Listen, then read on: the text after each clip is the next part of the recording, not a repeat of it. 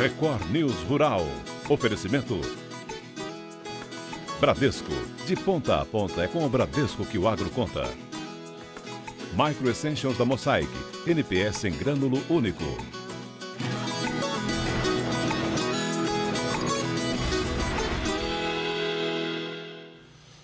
Olá, bom dia. A colheita do milho de julho no Paraná é a maior da história. E o cenário para a próxima safra também é positivo. Até agora, aproximadamente 2/3 da área de 2.400.000 hectares plantados com milho na segunda safra 2023-2024 já foram colhidos. Do que ainda resta, 93% já estão em condições de colheita, ou bem próximo disso. Esse percentual já é o maior registrado para o mês de julho na história. As informações foram divulgadas no Boletim de Conjuntura Agropecuária, referente à semana de 5 a 11 deste mês, produzido pelo Departamento de Economia Rural da Secretaria do Estado da Agricultura e do Abastecimento do Paraná. A safra 2024 e 2025 deve começar em agosto e os produtores estão animados. A queda nos preços dos fertilizantes, defensivos e sementes vai ajudar a puxar para baixo os custos de implementação das lavouras, uma redução de 8%. Além disso, o preço da atual saca de 60 quilos de milho está aproximadamente 5% mais alto em relação a 2023. Com produtividade menor, a safra da maçã teve queda em Santa Catarina neste ano. Os dados são dos Centros de Socioeconomia e Planejamento Agrícola, EPAGRE e CPEA. A colheita no estado encerrou no mês de junho. Os fruticultores catarinenses colheram cerca de 423 mil toneladas de maçã na safra 2023-2024, a menor colheita da série histórica mapeada pelo Observatório Agro Catarinense.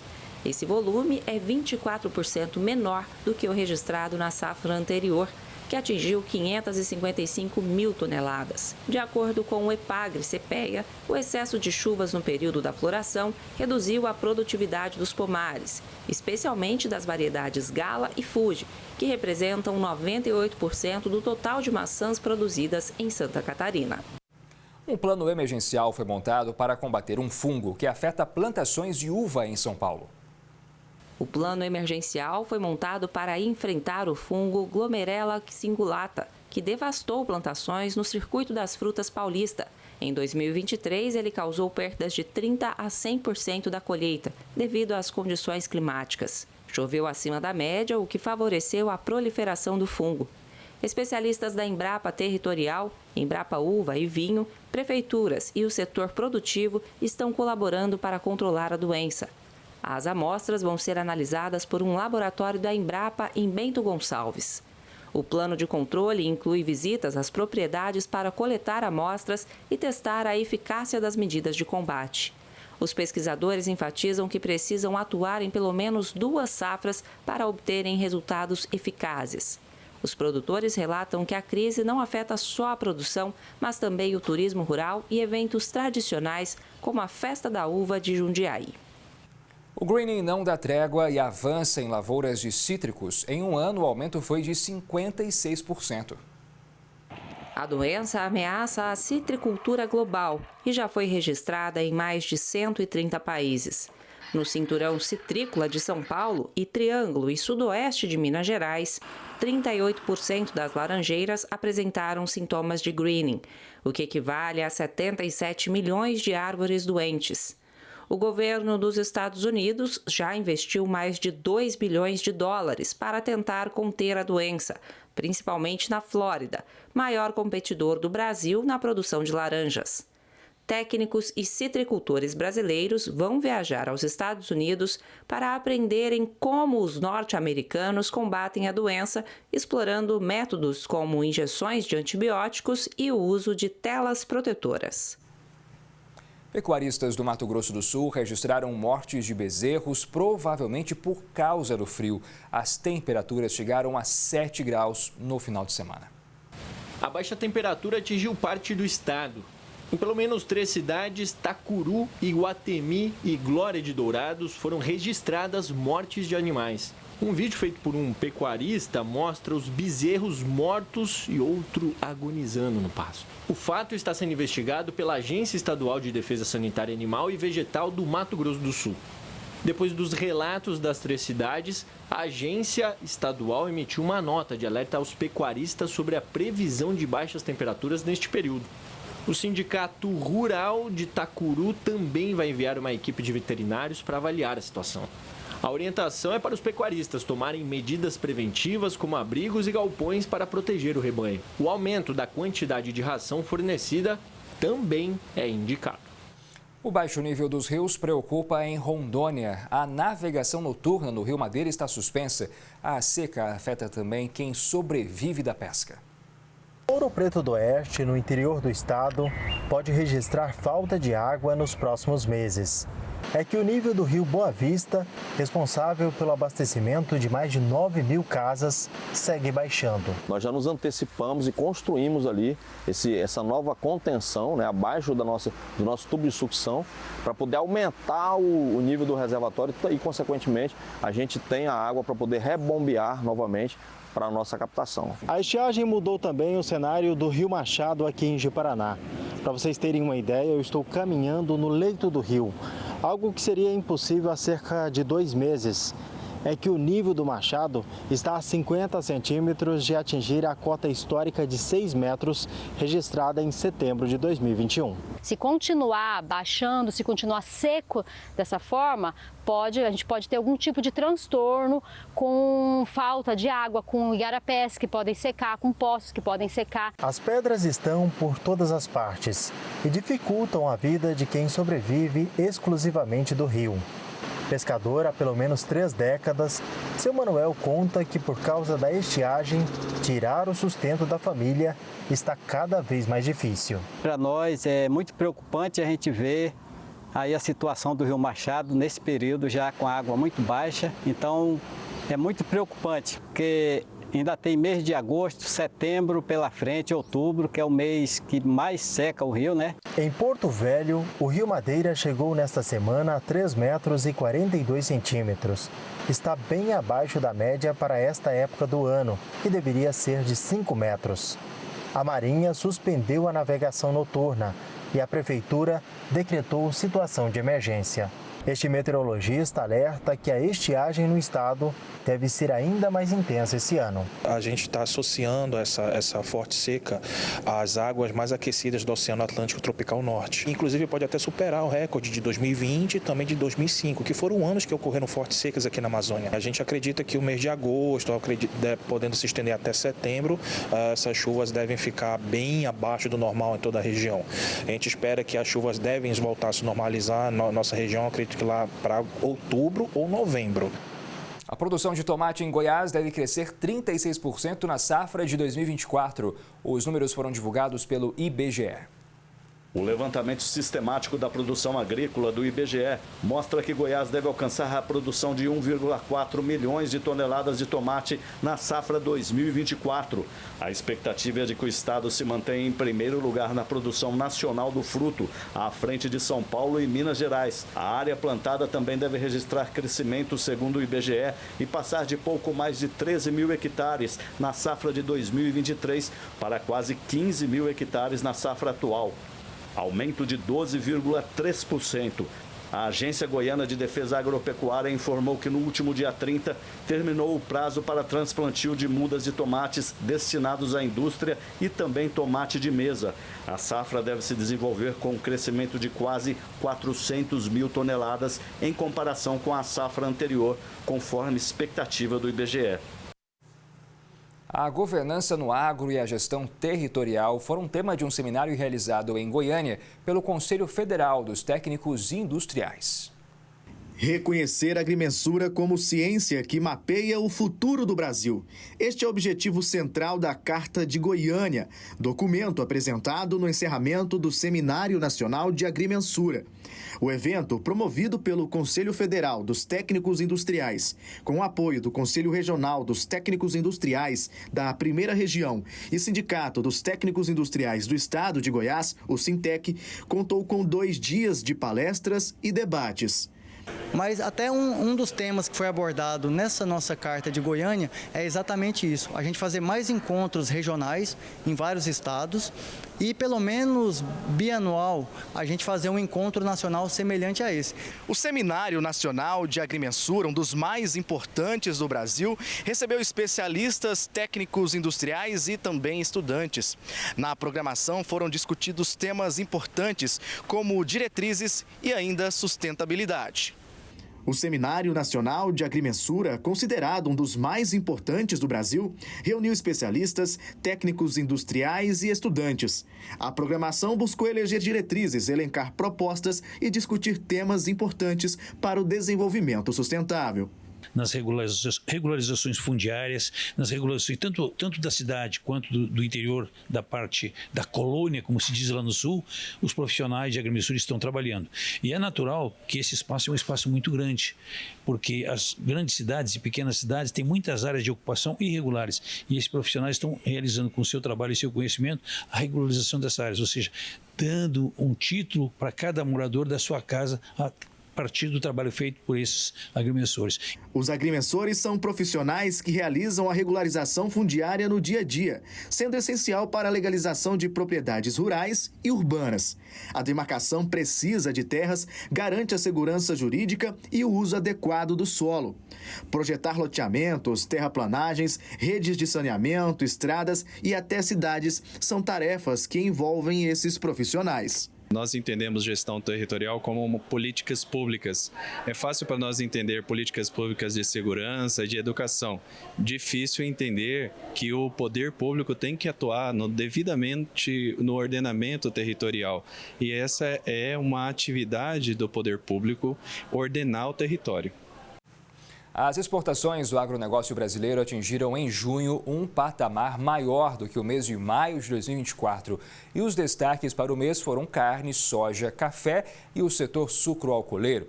Para analisar esse cenário, a gente conversa agora com o economista e professor da Faculdade do Comércio de São Paulo, Rodrigo Simões. Rodrigo, bom dia. Mais uma vez, seja bem-vindo aqui ao Record News Rural. Olá, bom dia. É sempre um prazer e bom dia a toda a nossa audiência da Record News. Olhando para esses números, qual é a análise que você faz do cenário de exportações dos produtos do agronegócio brasileiro? Bom, você vê que nós temos uma boa notícia para o agronegócio nesse primeiro semestre de junho, e eu separei aqui em alguns tópicos, Jonathan. Por exemplo, os principais pontos em junho.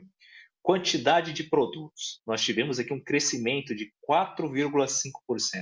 É o maior crescimento comparado até mesmo aos outros setores, né? Nenhum setor hoje no Brasil tem esse crescimento num mês só. Então, você tem aqui no agro 4,5% de crescimento, tá? Os grãos 0,7%, e o total acumulado em 12 meses do agro, ou seja, quando você pega de julho de 23 até junho de 24, nós temos 2,4% de crescimento. Então, esse é um crescimento do agro que é maior do que o PIB total que o Brasil tem. Então, realmente são dados muito animadores e, com certeza, muito bom para o setor. E aí eu trouxe aqui, só falando em junho, os principais pontos de destaque, né? Que foram as principais parcerias com outros países que o Brasil vem construindo. Esse é o primeiro. O segundo, a gente possui um controle sanitário rigoroso que passa no teste de avaliação de quem importa os produtos brasileiros, tá? E terceiro lugar aqui, isso falando só de junho, é a questão da qualidade dos produtos do agro, tá? Agora, é importante você tocar nesse ponto em relação à qualidade do nosso produto, porque vez ou outra a gente traz a notícia que a carne brasileira foi embargada pela Ásia, não é? Tudo isso faz com que o nosso produto seja tratado com mais rigor em processos de higiene, em relação à produção, de fato, do nosso produto, para que não aconteça nenhum tipo de embargo quando chega no país de destino.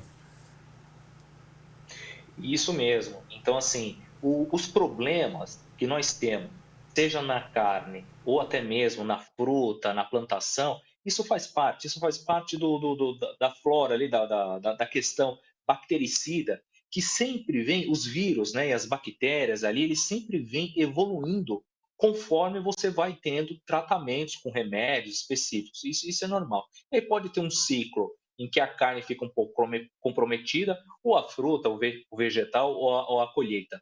Mas a nossa vigilância sanitária faz um trabalho excepcional. Eu falo isso porque eu já trabalhei indiretamente com a vigilância sanitária e eu sei da qualidade e do rigor no controle dos alimentos brasileiros, tá? Então esse é um ponto. E o outro ponto é que a qualidade do nosso produto, ela é realmente muito boa, né? Então assim, se você pega aí eu posso ser repetitivo aqui, mas quando você pega todo o trabalho da Embrapa ao longo de todos esses anos, né, dessas décadas, fez com que a gente chegasse nesse patamar, não só de qualidade, mas também, Jonathan, de produtividade, né?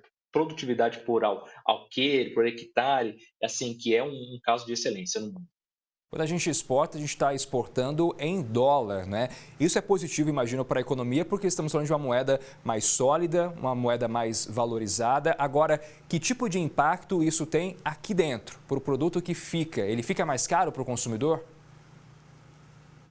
Bom, isso é uma boa pergunta, porque assim, a gente passa por um momento no Brasil e assim no mundo, onde os Estados Unidos, a economia americana, ela tem se fortalecido e a moeda americana tem sido valorizada.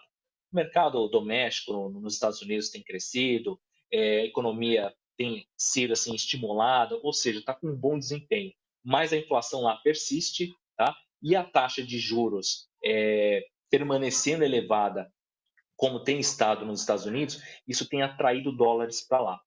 Quando se atrai dólares, ou seja, a moeda sobe, isso é ruim para quem exporta, no nosso caso, em real. Por quê? Porque quando a moeda sobe, os países que compram da gente, eles vão precisar de quê? De mais moedas internas para comprar a mesma quantidade de produtos brasileiros, tá? Então isso, para a gente, quando o dólar sobe, não é bom. Isso impacta ou no volume e preço das importações e, indiretamente depois, impacta também no custo do produto do agro. Por quê? Porque você tem questões de fertilizantes, você tem questões de máquinas, de produtos, enfim, que também você pode importar e aí você fica preso nas duas pontas, né? Que é o efeito da oscilação da moeda. O dólar é uma moeda forte, mas os países têm que procurar se equilibrar entre pagar caro e tentar achar o ponto ali de equilíbrio, né, para não trazer também muita inflação para dentro, que foi o caso que a Índia vem fazendo, né? A Índia, boa parte dos produtos agrícolas, eles não estão exportando, eles estão segurando, represando um pouco para que a inflação não explode internamente. Quando um produto brasileiro ganha destaque no exterior, ou seja, ele passa a ter uma preferência de quem mora fora, ainda que não seja brasileiro, fica mais fácil para o produtor seguir exportando esse produto, diferentemente de quando ele tem que lançar algo novo no mercado, a depender, por exemplo, do que o cliente, do que o consumidor vai achar daquele produto? Sim, fica mais fácil. Por quê? Porque assim, se você tem já uma boa percepção de que quem compra fora os seus produtos, como no caso brasileiro, no caso da carne, tá? Da soja, e são dois exemplos aqui, poderia citar outros, mas são dois exemplos fortes. Onde esses produtos brasileiros chegam em outros países, eles são muito bem-vindos, tá? Então, assim, nós temos um bom cartão de visita, tá? Pela qualidade, pelo prazo de entrega, tá? Pela produção, pelo cumprimento dos contratos. Então, isso acaba sendo um cartão postal para outros que têm o interesse de comprar também esses produtos brasileiros, que foi o que aconteceu nesse primeiro semestre. Esse primeiro semestre, o Brasil ele começou a criar novas conexões para exportações do agronegócio. Tá? Então, assim, começou a fazer novas parcerias. Por quê? Porque um vai comentando ali pelo outro e os ministérios de agricultura de outros países vão trocando informações e aí eles começam a mensurar. Poxa, como é que está o Brasil? O Brasil te forneceu quanto ali? Me forneceu X toneladas de carne. Cumpriu o contrato? Primeira coisa. Cumpriu juridicamente o preço? Cumpriu a quantidade? E cumpriu o prazo? Então, todos esses fatores, eles são essenciais para que esse cartão postal de bom vendedor e bom entregador do produto, isso seja alcançado por outros parceiros, viu? Agora, imagino que esse número positivo nas exportações reflita também no mercado de trabalho e aí, inclusive, para um profissional mais qualificado e, consequentemente, ganha mais.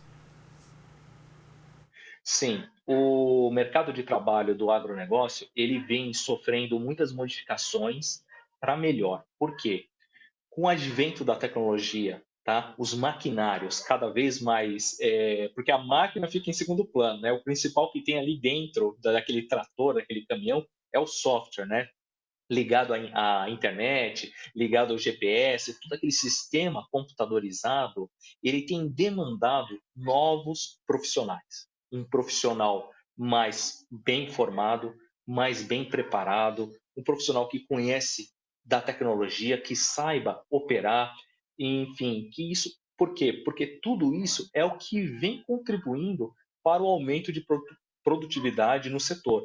Então, assim, se eu puder comentar que no agronegócio nós viemos conseguindo gerar bons postos de trabalho, tá? E até mesmo com mão de obra melhor remunerada. Isso a gente vê, pelo menos nos últimos 5, 10 anos, tá? Que cada vez mais a mão de obra no agronegócio ela está mais bem informatizada, sabe? Mais bem preparada. Claro que há ciclos. Você pega aqui no primeiro trimestre, que a gente teve um problema de preço e que a gente teve até um problema de produção animal, que fez com que alguns meses ali do primeiro trimestre caísse um pouco o desempenho do agro, acabou gerando ali um pouquinho de demissões. Mas não foi nada que desestruturou o setor, tá? É importante considerar que os conflitos hoje existentes no mundo acabam atrapalhando esse cenário de exportações, principalmente quando se fala da logística.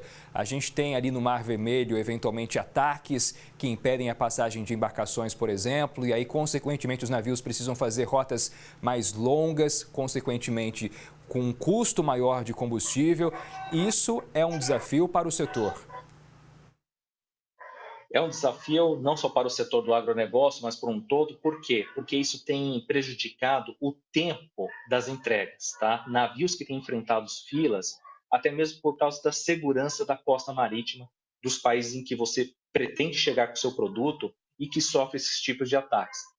Então, quando você tem um problema no prazo, o que os importadores eles tomam de iniciativa?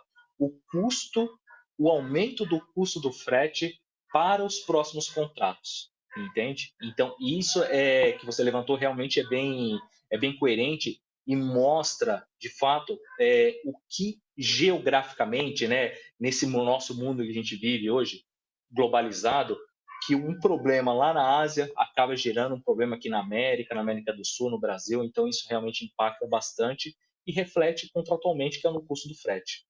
Agora, o que esperar para o segundo semestre em relação às exportações dos produtos do agronegócio brasileiro?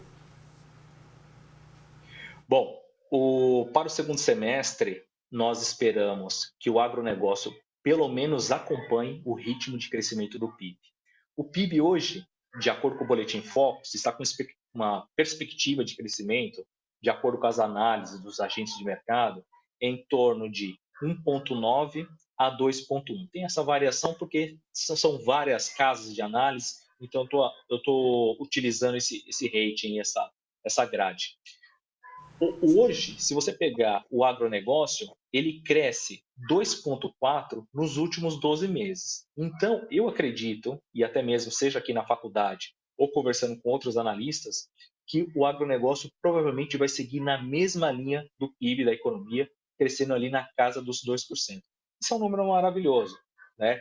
O Brasil crescendo 2% é bom? Realmente é muito bom. Não é o potencial que o Brasil consegue ter. Por quê? Porque você precisa de outras questões a serem resolvidas no país internamente, né? Seja a questão de infraestrutura, questão de saneamento, de formação, de educação, de recursos tecnológicos, para que o Brasil realmente consiga crescer 3%, 4%, 5%. Mas, de acordo com o que nós conseguimos hoje, crescer 2%, 2% e pouco, e o agro acompanhando, com certeza é uma grande força para o setor. É um grande apoio para a indústria de serviço e também para a indústria comum, de manufaturados, enfim. Muito bem, nós conversamos com o economista e professor da Faculdade do Comércio de São Paulo, Rodrigo Simões. Rodrigo, obrigado pela análise sobre esses números importantes para o agronegócio e até uma próxima. Eu que agradeço, Jonathan, muito obrigado pelo convite e agradeço a toda a audiência da Record News do Canal Rural. Muito obrigado. Obrigado.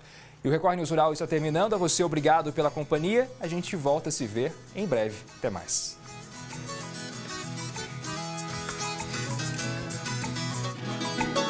Record News Rural. Oferecimento Bradesco. De ponta a ponta é com o Bradesco que o agro conta. Micro Essentials da Mosaic. NPS em grânulo único.